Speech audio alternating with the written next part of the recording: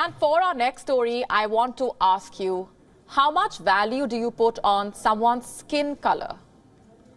Because in South Korea, the whiter, the better. You heard that right. Sample this.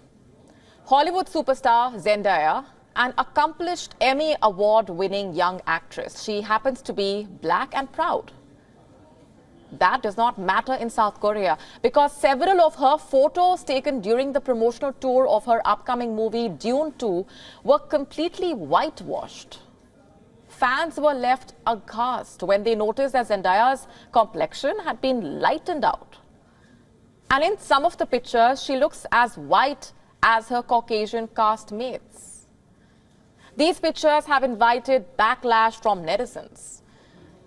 But this is not the first time an artist has been whitewashed by Korean media. Even Korean artists have been subjected to this humiliating exercise.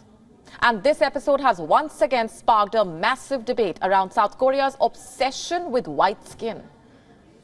It's not really racism, it's colorism, meaning there is a preference for people with light skin over those with darker complexion, even within the same racial or ethnic group.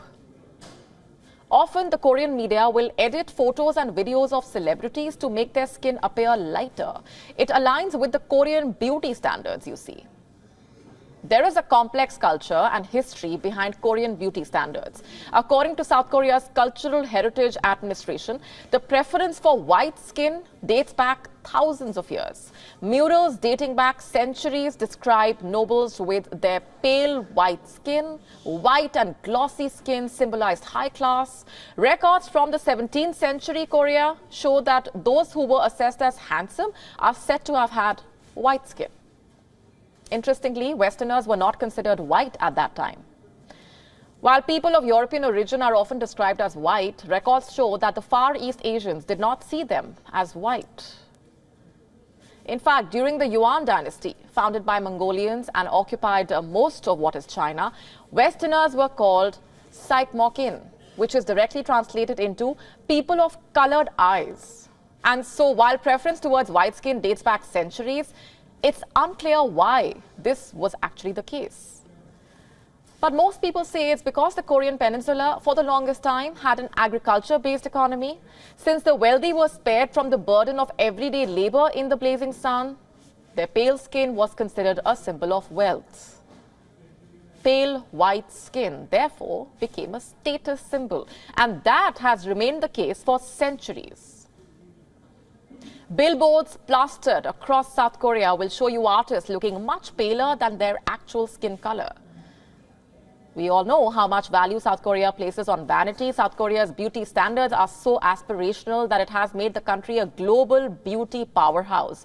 Over the years, it has become a major destination for medical tourism, meaning more and more people are visiting the country for plastic surgeries that can make them look different. And this explains why South Korea has the world's highest number of plastic surgery procedures per capita.